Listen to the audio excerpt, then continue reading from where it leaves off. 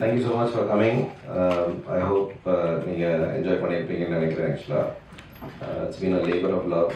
15 வருஷமாக இந்த கதையை யோசிச்சு finally it's come out. I am exhausted. So அதனால் என்னோட எனர்ஜி லெவல் கொஞ்சம் கம்மியாக இருக்கும். But I hope you all enjoyed it. Thank you.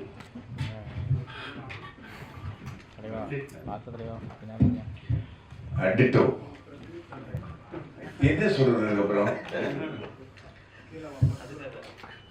இல்லை ஆக்சுவலி நீங்கள் தான் சொல்ல உங்களுக்கு எப்படி? ஆமாம் ஆமாம் அப்படியா? அதான் இப்போ நான் ready for the question answer அது பெட்டராக இருக்குங்க. நான் வந்து சொல்கிறதுக்கு வந்தேன். வேணான்ட்டேன். அதான் உண்மை. அன்றைக்கே சொன்னேன் வேணான்னு சொன்னேன். ஏன்னா அது வந்து ஒரு வாழ்க்கையில் நான் அனுபவிக்காத சில விஷயங்கள்லாம் இந்த படத்தில் இந்த கதாபாத்திரத்தில் இருந்துச்சு. ஸோ அதில் எப்படின்னா இவ்வளோ பெரிய லூசராக இருக்கான், ஜெயிக்கிறதுக்கு எந்த விதமான வாய்ப்பும் கொடுக்கலையே, பெரிய அளவில் வந்து சாதிக்கிற மாதிரி எதுவுமே இல்லையே, ஒரு ஹீரோயிசம் இல்லையே அப்படின்னு நினச்சிட்டு இருக்கும்போது அதை எப்படி வித்தியாசமாக பார்க்கணும்னு ஒரு விஷயம் வந்து எனக்கு சசி சொல்லி கொடுத்தாரு. அதனால தான் நான் வந்து சைலன்ஸ் பின்னாடி சைலன்ஸ் இல்லை. ஸோ அதனால் ஐ வாஸ் வெரி அவர் சொல்லிக் கொடுத்த விதத்தில் வந்து நான் கொஞ்சம் ஸ்கிரிப்ட் கதாபாத்திரங்களை வித்தியாசமாக பார்க்க ஆரம்பித்தேன். அதனால தான் போக போக ஒரு கிட்டத்தட்ட ஒரு ஊசி மாதிரி ஏறி இந்த மாதிரி ஒரு கேரக்டராக பண்ண முடிஞ்சது. இந்த படத்தில் நீங்கள் வில்லன் கேரக்டர் பண்ணிருக்கீங்க. நயன்தாரா மேடம் வந்து ஹீரோயிசம் பண்ணியிருக்காங்க.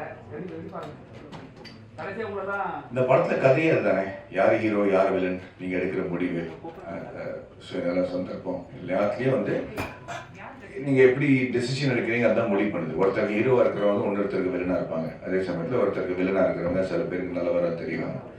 அதான் இந்த படத்தோட கதை, இந்த கதையோட அருமையை.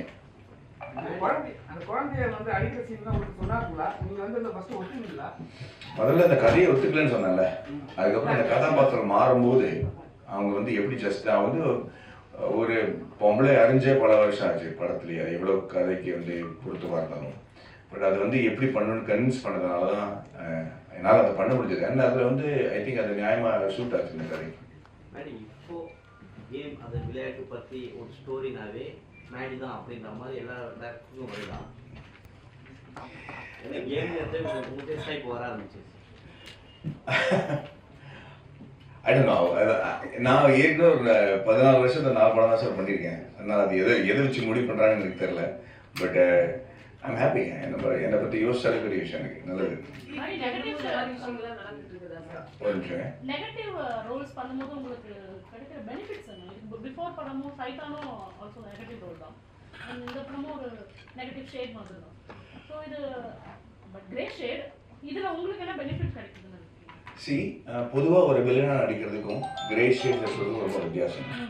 ஏன்னா பொதுவாக ஒரு வில்லனா வந்து நான் செய்கிற செயலாம் தப்பான செயல், நான் வந்து நகை கடிச்சு அடிக்கிறது, தேவையில்லாத நெகட்டிவ் திங்ஸ் சொசைட்டியில் பண்ணுறது வந்து ஒரு வில்லன். அது வேற.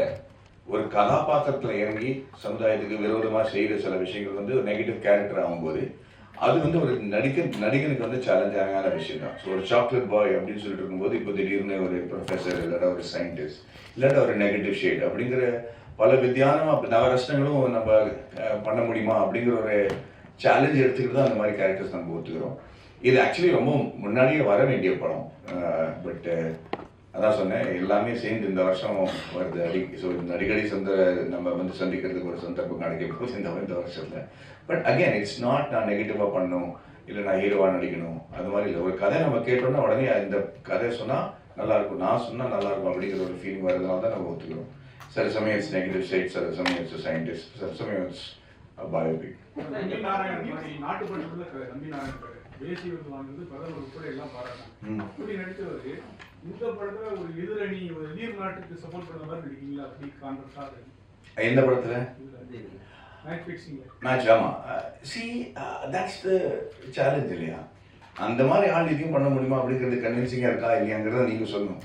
நான் பண்ண முடியும்னு நினச்சிட்டு தான் பண்ணேன். அண்ட் ஐ திங்க் ஒரு நடிகனை மட்டும் தான் பார்க்குறேன். வேற நான் வந்து I'm not a guru, I'm just ஒரு ஆக்டர் இல்லையா? That's how I should be seen. ஓடிடியோட கல்ச்சர் வந்து நம்ம சென்னை மெட்ரோபாலிஸ் சிட்டில தான் இருக்கு. ஸோ இந்த மாதிரியான மூவி வந்து தியேட்டருக்கு வந்தா இன்னும் கொஞ்சம் ஹைப் இருக்கும், இன்னும் கொஞ்சம் எல்லாருமே பார்க்கக்கூடிய ஒரு வசதியா இருக்கும். என்ன காரணத்துக்காக தியேட்டருக்கு வரல?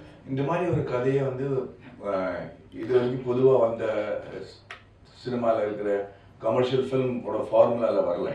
ஸோ அப்படி இருக்கும்போது இந்த மாதிரி கதைகள் எப்படி ரெசீவ் பண்ணப்படுறது, எப்படி அதை வந்து மக்கள் ஏற்றுக்கிறாங்கன்னு தெரிஞ்சா அது வந்து தைரியமாக இன்னொரு ப்ரொடியூசர் அடுத்த வாட்டி இதை தியேட்டரில் கொண்டு வர முடியும். ஏன்னா இதனால எக்ஸ்பெரிமெண்டல் தான் இருக்குது. ஏன்னா நம்ம சசி ஒரு இன்டர்வியூவில் சொன்ன மாதிரி 15-16 லட்சம் பேர் தான் முழு தமிழ்நாட்டிலே தியேட்டரில் வந்து படம் பார்க்குறாங்க.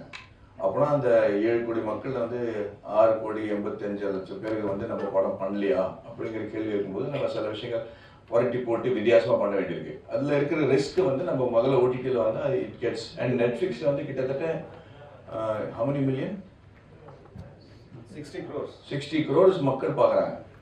அதனால இப்போ ஹிந்திலேயே நிறைய ரிவ்யூஸ் வந்துருச்சு. இப்போ பயங்கரமாக ஹிந்தியில் ரிவ்யூ வந்திருக்கு. படம் ரிலீஸ் ஆகி அரை மணி நேரத்துலேயே வந்து கிட்டத்தட்ட 30 ரிவ்யூஸ் வந்துருச்சு ஹிந்தியில் கூட. ஸோ அப்படி இருக்கும்போது அது ஒரு வித்தியாசமான எக்ஸைட்மெண்ட். ஆக்சுவலி நாங்கள் 2 பேருமே புதுசு இல்லையா. நான் வந்து அவங்களும் ஆர்கிடெக்ட் ஃபஸ்ட்டு, அதனால தான் எங்களோட கனெக்ஷன். அவங்க வந்து காலேஜில் ஸ்டூடெண்ட்டாக இருக்கும்போது நான் அவங்களுக்கு ப்ரொஃபஸராக இருந்திருக்கேன்.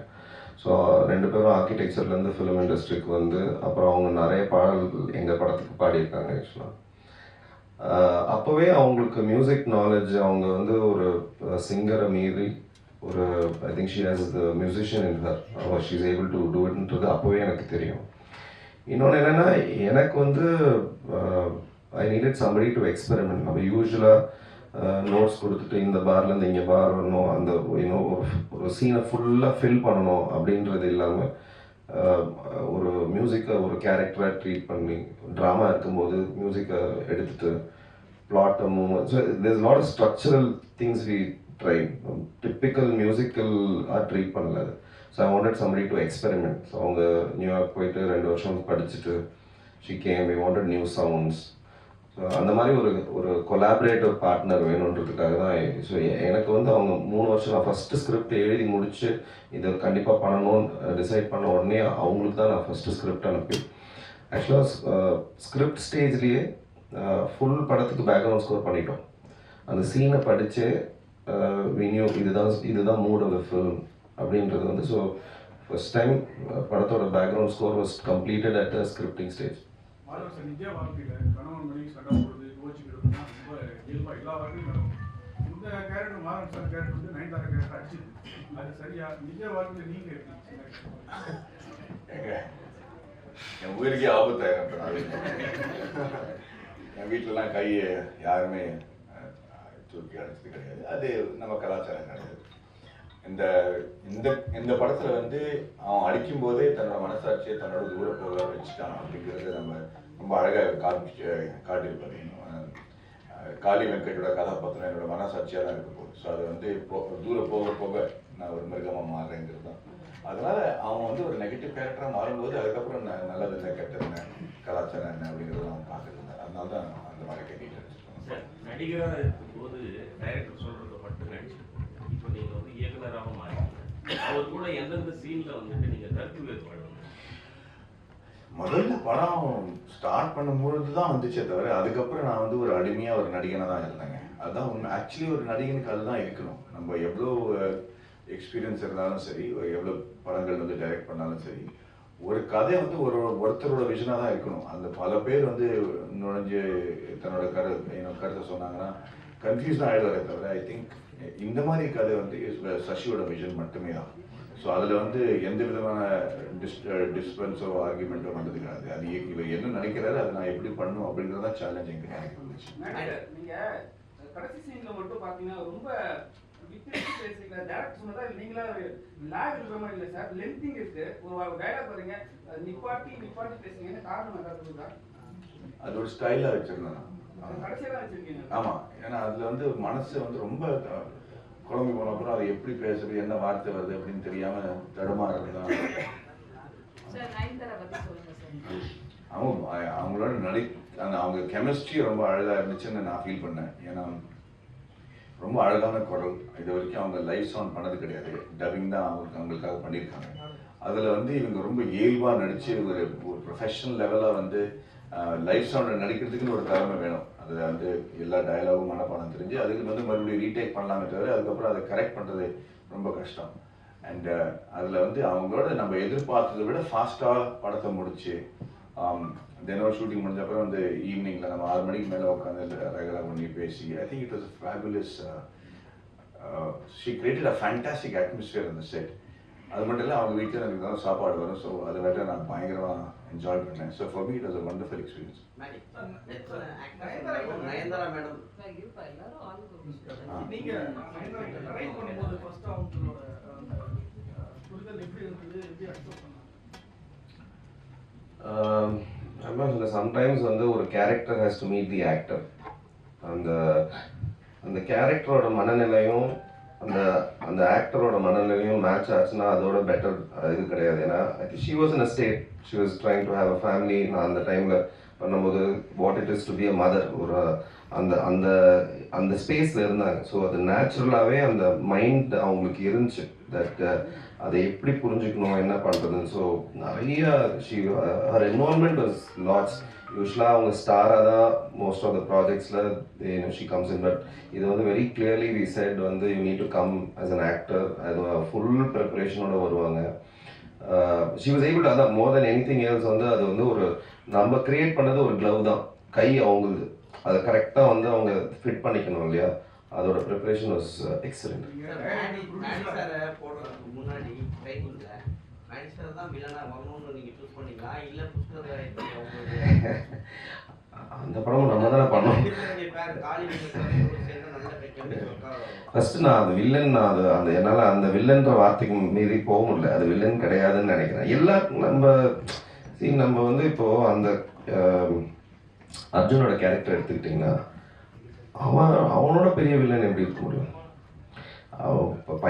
பையனை கொண்டா பரவாயில்லன்னு சொல்லிட்டு போய் மேட்சை விளையாடுறான். அந்த ஃபேமிலிக்கு அவனோட பெரிய வில்லன் அந்த அம்மாவுக்கு எப்படி வந்திருக்கும்?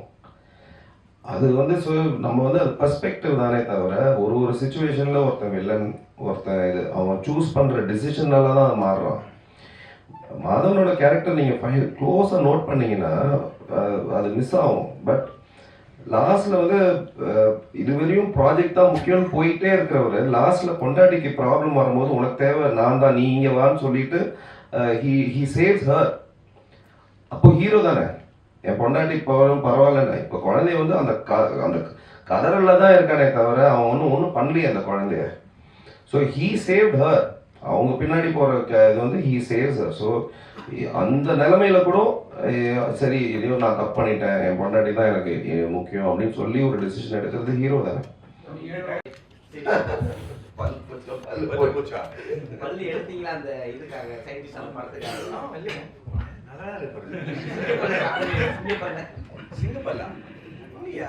ஏதோ கிசு நினைக்கிறாரு, அதை நம்பாதீங்க.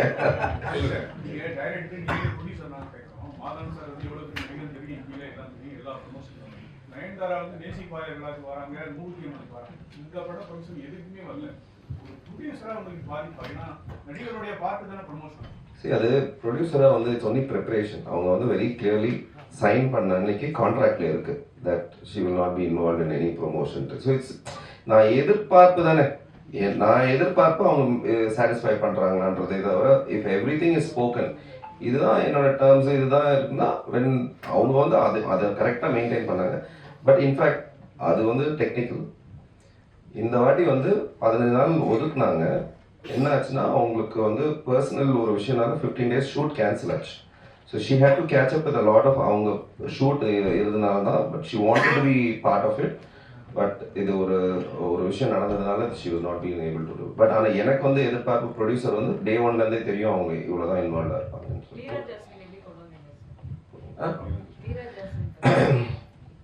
படத்தில் அந்த ஒரு சீன் பார்த்துருப்பீங்க. அந்த சீன் எழுதும் போதே வந்து அது எப்படி எழுதியிருந்தேன்னா ஒரு கேரக்டர் வந்து அவங்களுக்கே அது ஒரு பட்டாசு மாதிரி அவங்களே திரி வச்சுக்கணும். அவங்களே ஒரு ஸ்டேஜாக அந்த கேரக்டர் பில்ட் பண்ணி ஃபைனலாக வெடிக்கணும். அந்த கைண்ட் ஆஃப் கேலிபர் எங்கே அந்த எழுதும்போதே அந்த சீன் எழுதும்போது ஐ செட் அது சிங்கிள் டேக் ஆக்சுவலாக.